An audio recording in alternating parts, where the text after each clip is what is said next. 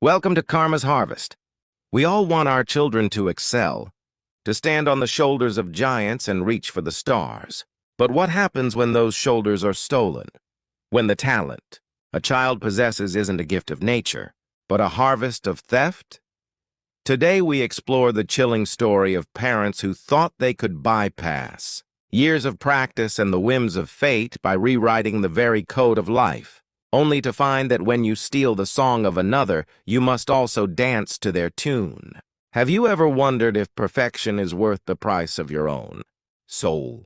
For Arthur and Clara, the answer would turn their dream into a living, breathing nightmare. Arthur and Clara were what many would call architects of the future. As high-ranking bioengineers, they viewed the human body not as a sacred vessel, but as a machine that could be optimized. When Clara became pregnant, they didn't buy a crib or paint a nursery, they bought a sequence. Using an underground, highly illegal branch of CRISPR technology, they sought a donor for the prodigy gene. They targeted Julian Vane, the world's greatest living concert pianist, a man whose hands moved with a grace that seemed almost divine. Under the guise of a routine medical screening for a charity event, they harvested Vane's genetic markers, specifically the rare epigenetic memories stored in his muscle fiber and neural pathways.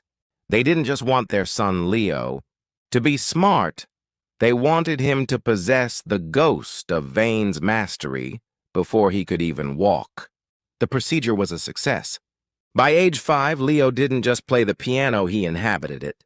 He could perform Rachmaninoff with a depth of emotion that was impossible for a child his age. Arthur and Clara were ecstatic. They booked world tours, signed multi-million-dollar contracts, and watched their investment grow.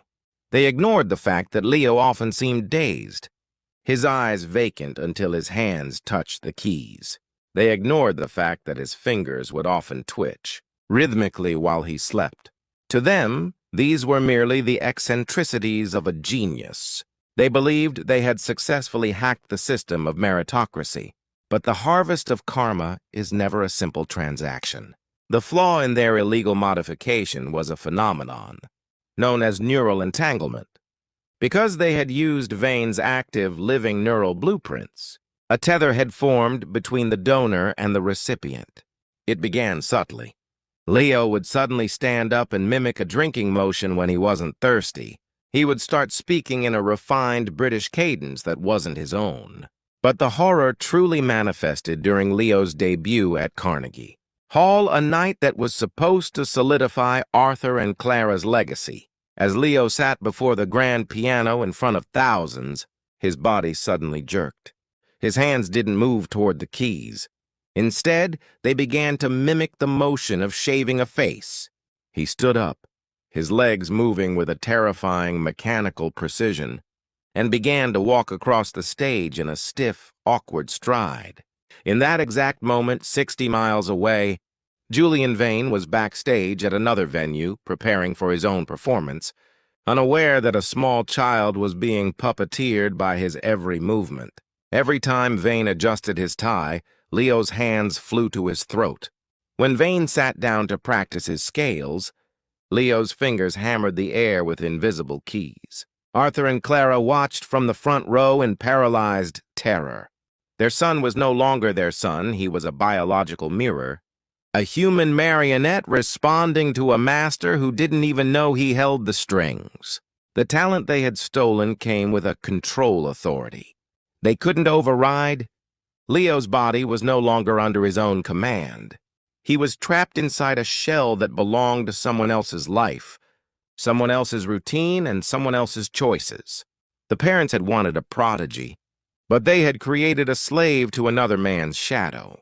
The audience watched in confusion and then horror as the child on stage began to weep, even as his face was forced into the calm, stoic expression Julian Vane always wore while performing. Leo was screaming internally, but his vocal cords were synchronized to Vane's silence. Arthur and Clara rushed the stage, but the moment Arthur touched Leo's shoulder, the boy's arm swung out with the strength of a grown man, reflecting a defensive gesture Vane had just made toward a stagehand. But the most terrifying part of this entanglement was yet to come. As the news of the Carnegie Hall incident went viral, Julian Vane himself saw the footage. He saw the boy moving in perfect unison with his own private tics. And unlike the doctors or the audience, Vane understood exactly what had been done to him.